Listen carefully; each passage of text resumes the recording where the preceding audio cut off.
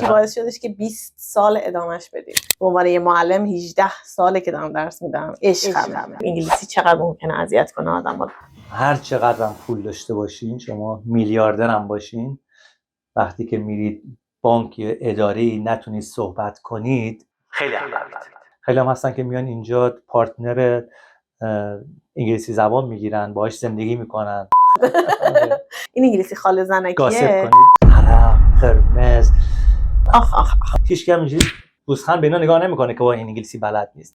امروز با این برف به این خوشگلی اومدم پیش یکی از دوستای خیلی خوبم که یه عالمه با هم دیگه حرف بزنیم. شماها قراره کلی انگلیسی یاد بگیرید. تا آخر این ویدیو رو بیاین، فقط حواستون باشه که کانال رو سابسکرایب کنید که ویدیوهای بعدیمون رو از دست ندید. خب سلام آقا شاهین. سلامتی کردم. ما شما شاهین صدا کنیم یا شاهین؟ شاهین. اوکی. خیلی دوستان ایرانی شاهین، دوستان کانادایی شاهین. چه کار خوب کردین که این کارو کردین. تقسیم کردین، جدا کردین. یه خورده اول از خودتون برام ما میگین. من شاهین فروی هستم. از مدت بیش از 20 ساله که تمام وقت کار املاک یا هم ریل استیت انجام میدم. همینجا یه سوال بپرسم ازتون، چی باعث شدش که 20 سال ادامهش بدید؟ چون من خودم به عنوان یه معلم 18 ساله که دارم درس میدم. عشقمه. میخوام ببینم چی باعث شد شما 20 سال بتونید. خیلی مهمه. من یادم اول که کارمو شروع کردم با یکی از دوستان میرفتیم که از ما یه مقدار قدیمی‌تر بودن و باش میرفتیم که یاد بگیریم شاهین چطوره اون کلید و لاک باکس بهش میگیم چطور باز میکنن، چجوری وقت میگیرن و اینا. ولی من واقعا به قول اینجا بایستی پیپل پرسن باشی، بایستی مردم رو دوست داشته باشی و کار خودت رو دوست داشته باشی. هر کاری مشکلات خودش رو داره، کار ما هم خیلی مشکلات داره، ولی من از کارم خوشم میاد. دلیل اینکه این همه سالم طول کشید این بوده که کارم رو دوست دارم. خب یه سوال دیگه میخوام بپرسم، اونم اینه که بریم یه خورده وارد بحث زبان بشیم. شما وقتی اومدین اینجا قبلش زبان خونده بودین یا اومدین اینجا زبان خوندین؟ بعد این چیزی که اینجا دیدین یا حالا کمبودایی که پیش خودتون حس می‌کردین چقدر اذیت کرد؟ براش چیکار کردین؟ یه خورده می‌خوایم به عنوان کسی که توی این فیلد داره کار می‌کنه ببینیم انگلیسی چقدر ممکنه اذیت کنه آدمو. زبان واقعا خیلی مهمه.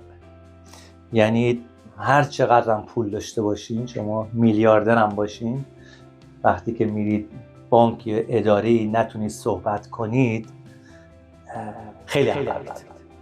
من تو ایران قبل از اینکه بیام از این کلاس‌های خصوصی میرفتم، یه مقدار یاد گرفتم، ولی خب تا مجبور نباشه چون که کاری نمیکنه زیاد جدی نگرفته بودیم و موقعی که اومدم اینجا چقدر پشیمون شدم که چرا زبانم بهتر نبود. یه مقدار بلد بودم ولی خب چرا زبانم بهتر نبود. اینجا که اومدیم اول کلاس زبان میرفتیم، از این کلاسایی که مثل تو مدرسه و اینا هست. خب اون خیلی کمک میکرد به خاطر اینکه اکثر استودنت، البته الان که کلاس زبان میری همه ایرانی هستن، معلم اونجا ایرانی یاد میگیره به جای اینکه بچه‌ها انگلیسی یاد بگیرن. ولی خب اون موقع ما اومدیم ایرانی خیلی کمتر بود، مجبور بودیم با هم کلاسامون انگلیسی صحبت کنیم و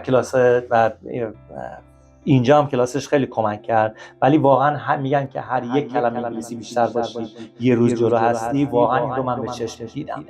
من رو چقدر اذیت کرد. من فکر می‌کنم بیشترین زبانی که آدم میتونه یاد بگیره توی همون دو سه سال اوله که میتونید زبان تو ایمپروو بکنی. یعنی فکر می‌کنم 80% زبانی که من الان بلدم توی 2-3 سال اول یاد گرفتم. فکر می‌کنم به خاطر اون حس نیاز است که میخوان اینجا دست و پا نزنید زیاد خودتون سری بکشین بیرون. دقیقاً. بعد شما که به مقدار زمان یاد میگیرید چون که فکر می‌کنید که اوکی با همین حرف، با همین چندین کلمه‌ای که بلدم میتونم کارم رو راه بندازم، دیگه از اونها استفاده میکنید.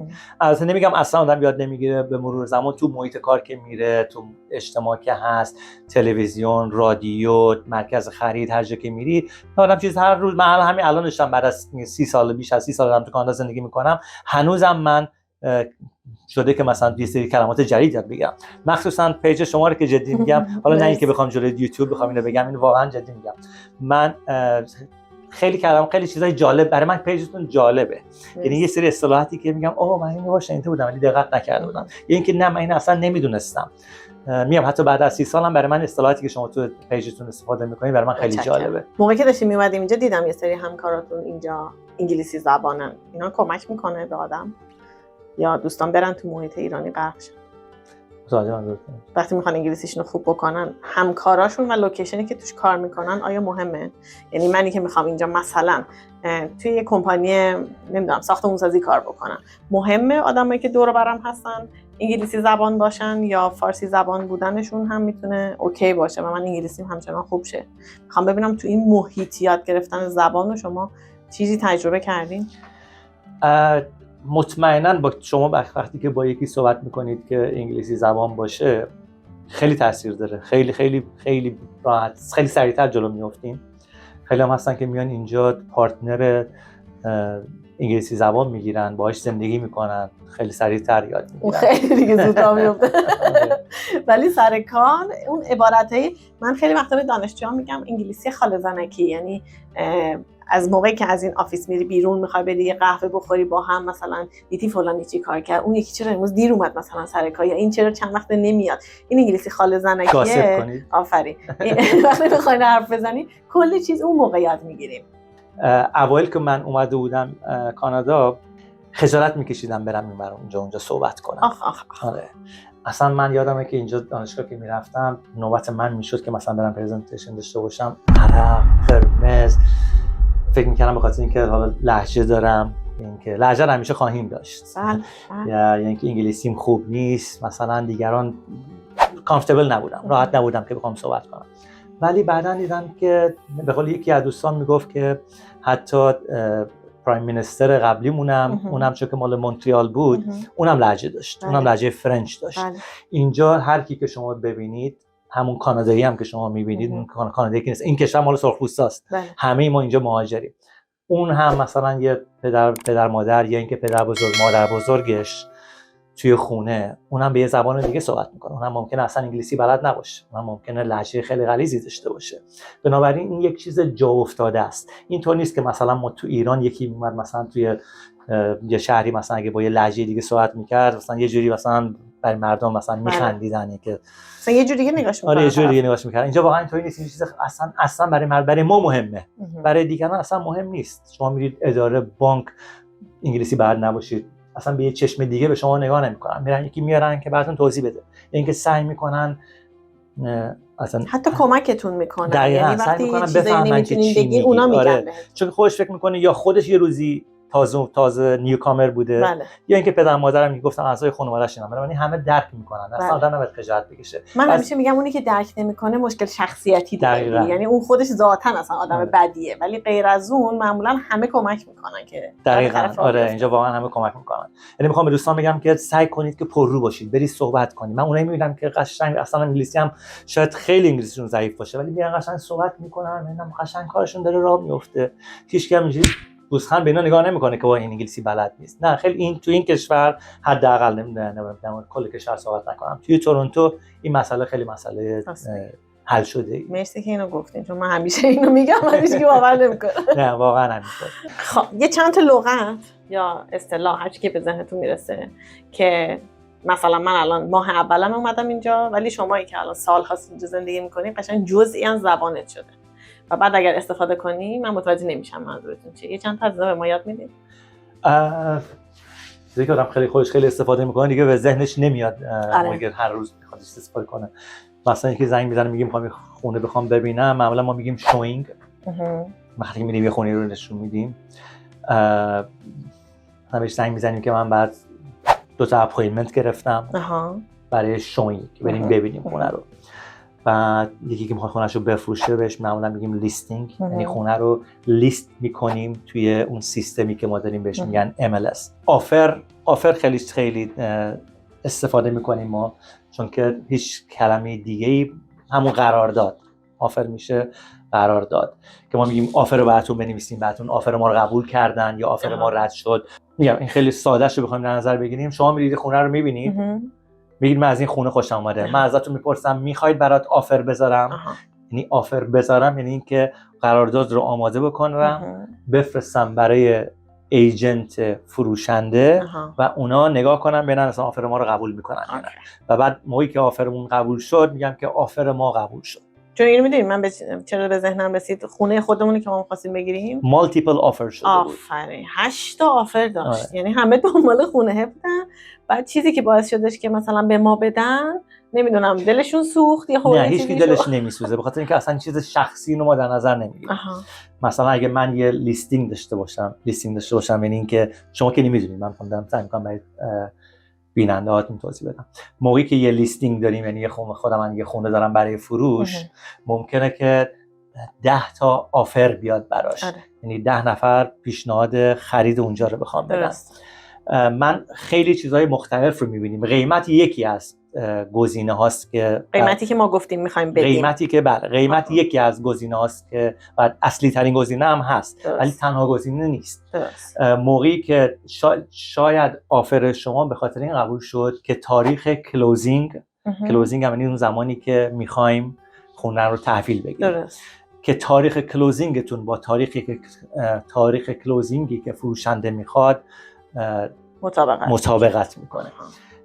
برای مثال شما میگید که من این خونه رو 3 ماه دیگه میخوام، ولی خونه خالیه. فروشنده میگه که نه من 3 ماه نمیخوام خونه رو خالی بذارم. یه آفر دیگه ای اومده، ممکنه قیمتش حتی از قیمت شما یه مقدار پایین‌تر باشه، ولی فروشنده میخواد رو میگه مثلا من 2 هفته دیگه، 3 هفته دیگه، یه ماه دیگه میخوام تحویل بگیرم، اونو قبول میکنه. بعضی وقتا یه شرایطی می‌نویسن، مثلا موقعی که ما یه خونه رو میگیریم چند تا شرط میذاریم. یکی که شرط وامتون درست بشه، که وامتون که همون مورگج برای خرید منزل میگن مورگجتون درست بشه، و اینسپکشن ببریم. بعضیا به اینسپکشن میگن اینسپکشن داریم و اینسپکتور. اینسپکتور کسیه که میاد خونه رو اینسپکت میکنه، بازرسی که میاد بازرسی میکنه. بعضیا میگن که اینسپکتور داریم، اینسپکتور نداریم، ما اینسپکشن داریم برای خونه. اینسپکتور میاد اینسپکت میکنه، بهش میگن اینسپکشن. ما برای خرید خونه مثلا ما اولین شرط مهمترین شرط وامه. که شرط وام بذاریم، معمولا یه هفته وقت میگیریم که بریم بانک و واممون رو بگیریم، مورگجمون رو بگیریم، یا همون لوند وام. اینجا فکر کنم لغت مورگج خیلی رایجه. اینجا برای من خرید خونه مورگج استفاده میکنم، ولی بخواد یه وام بگیرید بهش میگن لوند. موقعی که شما یه خونه رو می‌خرید و اگر آفر شما قبول شد، شما باید یه دپازیتی بذارید، یه مبلغ پولی بذارید. آره، مثلا اگر مبلغ خرید خونه $1,000,000 معمولا باید $50,000 پیش پرداخت یا همون دپازیت بذارید و 2 تا شرط، معمولا 2 تا شرط یا 3 تا شرط می‌ذاریم. یکی شرط که وامتون ظرف یه هفته درست شه، یکی این که بازرس بیاریم کار اینسپکشن انجام بده و خونه مشکلی نداشته باشه، و بعضی وقتا هم شرط وکیل میذاریم که وکیل قرارداد شما رو چک کنه و اگه همه چیز اوکی بود، اون موقع ما میگیم که اون شرطا رو ور می‌داریم. موقعی که شرطا رو ور می‌داریم میگیم که معامله فرم شده و دیگه اون دپازیتتون رو نمیتونید بهتون برنمیگرده. و اگر هم ندیدین که مثلا خونه مشکل داره و فروشنده هم حاضر نبود که یا به شما تخفیف بده به خاطر اون مشکلی که داره، قبل از اینکه اون رو درستش کنه، شما اون پولتون بهتون، اون دپازیتی که دارید بهتون برمیگرده. ولی اگه موقعی که اون شرط رو ورداریم، به یه نامه بدیم به فروشنده، بگیم که ما این 2 تا شرط رو داریم برمی‌داریم و دیگه اون موقع میگن معامله قطعی یا فرم شده. یعنی دیگه خریدار و فروشنده نمیتونن معامله رو به هم بزنن مگر اینکه توافقی باشه. درست. خب خیلی هم خوب. یه روزتون رو برای ما لطفاً توضیح میدین. از چه ساعتی از خواب پا میشین، بعد چیکارا میکنین، کجاها میرین و بعد آخرش هم کی میخواب؟ والا فکر کنم اکثر دوستانی که افرادی که تو کار ملک و یا وام و ما کارمون ساعت اداری نداره، نمیتونم به شما بگم که مثلا 7 روز کاری من چجوریه، این ساعت پا میشم چیکار میکنم، دقیق نمیتونم، چون که روتین خاصی نداریم. هر روز با روز قبل ممکنه فرق کنه. یه روز ممکنه اینجا بریم برای اینکه یکی میخواد خونه‌شو بفروشه، بریم خونه اونو بخوایم لیست کنیم، و اینکه میخواد خونه بخره، و کارهای دیگه، سمینار داریم، اپایمنت‌های مختلف. زندگی شما کاملا تحت تاثیر قرار میگیره 100%. ولی معمولا روتین کاریم اینه که خب صبح از خواب پا میشم، دخترمو میبرم مدرسه، هفته 2 روز 3 روز میرم جیم، بعد از جیم میام صبحونه میخوریم. اون باشگاه چرا براتون مهمه؟ هفته 2 روز 3 روز خیلی زیاده.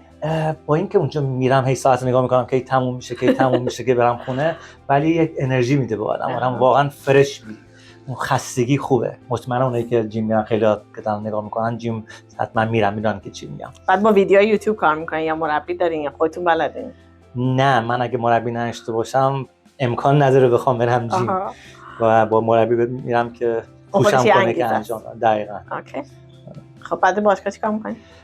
میرم خونه صبحونه‌ای میخورم و بعدش میرم آفیس. معمولا یه چند ساعتی پیپر ورک، کارهای پیپر ورک به انگلیسی چی میشه؟ میگم به انگلیسی چی میشه؟ به فارسی چی میشه؟ کارهای من فارسی یه چیزایی اصلا ترجمهش خیلی بده. آره بعضی چیزا رو واقعا نمیشه ترجمه کرد. کارهای اداری کارهای اداری رو انجام میدم تو آفیس و بعد اگه اپایمنتی داشته باشم خب من یه لیستی دارم که یکی میخواد اجاره کنه، یکی میخواد بخره، یکی میخواد بفروشه، یکی میخواد بیزینس بخره. اون برای مشتریام چک میکنم که یه چیز جدیدی اومده. خب بعد کارهای اداری چیکار میکنی؟ بعد کار اداری عرض کردم مثلا اگه توی منطقه‌ای که دارم کار میکنم اگه چیز جدیدی اومده باشه میرم میبینم که مثلا آیا برای مشتری من مناسب هست یا نه، چی اومده، چی فروخته شده. اگه اپایمنت داشته باشم میرم برای اپایمنت، یا برای اینکه شوینگ که موقعی که میریم نشون میدیم بهش میگیم شوینگ، و یا برای لیستینگ اگه یکی مثلا میخواد خونه‌شو بفروشه زنگ میزنه. معمولا به چند تا ایجنت زنگ میزنن که نظر بپرسن ببینن که طرف چیکار میکنه، چه پلنی داره برای فروش خونه. برای اون اپایمنت ها میریم. بعدش ناهار چی شد؟ بعدش هم ناهارا معمولا چون که برم بچه‌ها رو برسونم برم جیم و بیام خونه صبحونه اینا بخوریم معمولا تا ساعت 2-3 طول میکشه. معمولا ساعت 3 که میرم دخترم و مدرسه برمیدارم میریم خونه، معمولا با هم دیگه یه چیزی میخوریم و یا اینکه بیرون با همکارا یه اپایمنتی داشته باشم با مشتری چیزی میریم بیرون، یه غذای ایرانی معمولا. بعد ساعت کاری چی؟ شبا تفریحات؟ شبا معمولا من حتی یه فیلم هم بخوام نگاه کنم معمولا این لپتاپم جلوم بازه، هم دارم سرچ میکنم، یا معمولا فیلم نگاه نمیکنم، من فیلم گوش میدم چون همیشه سرم تو کامپیوتره، ولی معمولا تا ساعت 10 11 12 بازم کارامو دارم انجام میدم، مگر اینکه با بچه‌هام بخوام بشینم یه فیلمی ببینیم، یه شامی بخوایم با هم دیگه بخوریم. اون روتین خوابم براتون مهمه یا نه؟ روتین خواب که چه ساعتی بخوابم؟ چون خیلی ها هستن میگن من باید حتما 7 ساعت هم بخوابم یا مثلا 4 ساعت هم بخوابم. من آرزو دارم هر شب بتونم 7 ساعت بخوابم، ولی معمولا نه 12 تا 6 7 دیگه سعی میکنم 7 ساعت بخوابم. عالی. سوال آخرم بپرسم. چی باعث میشه ما بیایم پیش شما؟ چی باعث میشه که شما از بقیه متمایز بشید؟ من یه چیزی اول خودم بگم که من وقتی میخوام با این نفر کار بکنم خیلی راجبش تحقیق میکنم. آدمایی که با شما کار کردن خیلی از وجدان کاری شما تعریف میکنن، یعنی که حواستون به پوله خیلی کمه. درسته که تو بک‌گراند ذهن خودتون این هست که این منبع درآمد شماست، کار شماست، ولی حال خوب طرف براتون خیلی بیشتر مهمه. اون وجدان کاریه رو من خیلی شنیدم از مشتریاتون. حالا اینو من گفتم دیگه، هر چیزی که خودتون به ذهنتون میرسه که دوست دارین بهمون بگین لطفاً بگین. ما ایجنت ایرانی خیلی زیاد داریم اینجا توی تورنتو و خیلی هاشون هم هستن که خیلی خوب کار میکنن و وجدان کاری دارن، کارشون رو دوست دارن. اما در مورد خود من بخوام بگم، همونطور که قبلا گفتم، بایستی کارت رو دوست داشته باشی و به این فکر کنی که یک کسی که میاد پیش تو بهت اطمینان کرده. برای خیلی از ما بزرگترین پرچس خرید زندگیمون خرید یه ملکه. بنابراین کسی که اومده میلیون ها دلارش رو میخواد بذاره در اختیار تو یا صدها هزار دلارش رو میخواد بذاره به تو اطمینان کرده، بایستی آدم فکر کنه که برای اعضای خانواده خودش داره این کار میکنه. یعنی هممون at the end of the day هممون میخوایم پول بسازیم، ولی وجدان کاری آدم داشته باشه خوبه.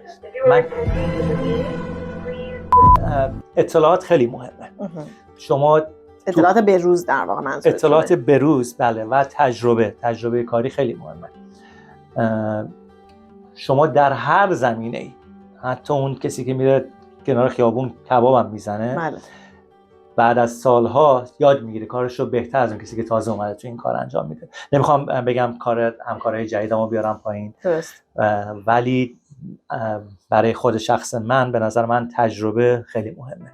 مثل کار ما دیگه. من همیشه میگم معلمای جدید خیلی هم خوبه. من خودم یه دوره حتی معلم کاملا ترین میکردم، یعنی تیچر ترینر بودم، میگفتم هر کی که دوست داره بیاد، اتفاقا من استقبالم میکنم، ولی سال بعدش دیگه تو نباید این آدم باشی، باید 500 تا کتاب بیشتر خونده باشی، با هزاران آدم بیشتر حرف زده باشی. اون تجربه هست که کمک میکنه تو اینجا بمونی و الان انقدر اذیت میشی تو کار، قطعا تو کار شما هم این اذیت و آزار زیاد هست، ولی اونی که باعث میشه شما بمونین اینه که خیالتون راحته که همه اینا گذراست و همش تجربه است. دقیقاً. به کیا پیشنهاد میدین وقتی میان اینجا خونه بخرن و فکر میکنین که خونه نخریدن برای کیا بهتره؟ یکی از چیزایی که میخوام منشن کنم به دوستان عزیزی که میخوان بیان کانادا، اکثرا الان این روزها با ورک پرمیت میان. واسه در مورد ورک پرمیت ها صحبت کنیم.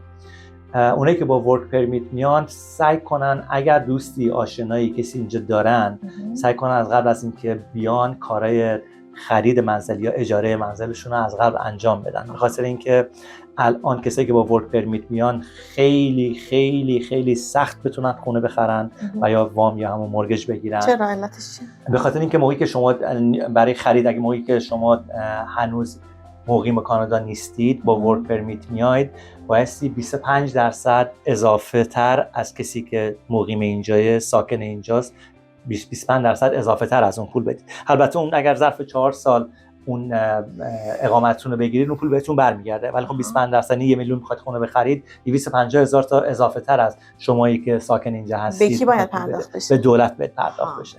25% خب مبلغ زیادیه. و اونایی که برای اجاره میان چون که ورک پرمیت هستن، کردیت هنوز ندارن توی کانادا، اکثر صابخونه ها به سختی به اینا اجاره میدن. دلیل این که به اونایی که با ورک پرمیت اومدن، دلیل مثلا میخواد یه جایی رو برای 1 سال اجاره کنن، دلیل این که و حاضرن حتی 1 سال رو هم پیش پرداخت کنن، کل اجاره 1 سال رو پرداخت کنن. قانونیه یا نه که چی 1 سال اجاره رو پرداخت کنن؟ توافقیه، همه چیز توافقیه. اگه توافق کنه آره شدنیه، ولی دارم میگم اگر حتی 1 سال رو هم پیش پرداخت کنن خیلی از صابخونه‌ها قبول نمی‌کنن. یعنی با اینکه این آپشن به خوبی رو دارن میدن، آره ولی من 1 سال میخوام اجاره کنم، این 1 سالت هم پیش دارم بهت میدم. قبول نمی‌کنن.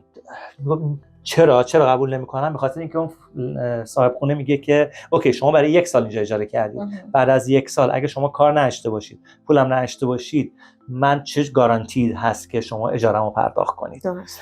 که is not fair، چیز منصفانه نیست که این چیزی میگن. چون من همیشه میگم آقا کسی که میاد اینجا، دولت کانادا موقعی که تو یکی رو میاری اینجا ورک پرمیت بهش میدی بیاد اینجا، خب بیسی به فکر جاش هم باشی. بنابراین این مشکل رو ما داریم الان. راه حلی براش هست؟ راه حلش رو زنگ بزنیم بعدن توضیح میدم راه حلش چیه. خیلی عالی. نمیشه الان گفت. خب ما اگه بخوایم با شما در ارتباط باشیم باید چیکار کنیم؟ ایمیل میزنن، زنگ بزنن، بیان اینجا پیشتون؟ چجوری میشه شما پیدا کرد؟ حتما من برای بزرگترین کمپانی ریال استیت کانادا در واقع کار میکنم، ریمکس که جهانیه و مطمئنا خیلی تو ایران هم اسمش رو شنیدن، ریمکس. و ما همیشه تلفنمون، موبایلم همیشه روشنه، اصلا نه اینکه ساعت 3-4 صبح زنگ بزنن، ولی معمولا من تا ساعت 10 شب تلفنمو بیزینسی جواب میدم. تلفنم زنگ بزنن یا از طریق واتساپ با من تماس بگیرن، اینستاگرام، تلگرام، واتساپ تماس بگیرن. حتما هر سوالی که داشته باشن من خوشحال میشم که بهشون جواب بدم. ما پیج اینستاگرامی شما رو هم توی ویدیو میذاریم، اونجا پاسخگوشون هستین که بهتون پیغام بدن. حتما. مرسی از اینکه امروز ما وقت دادین. خواهش میکنم. مرسی که تشریف آوردید، خیلی خوشحال شدم. ان شاء الله که ما بازم بیایم اینجا بهتون سر بزنیم، ویدیوهای بعدی هم باهاتون میگیریم، ولی همین ویدیو هم فکر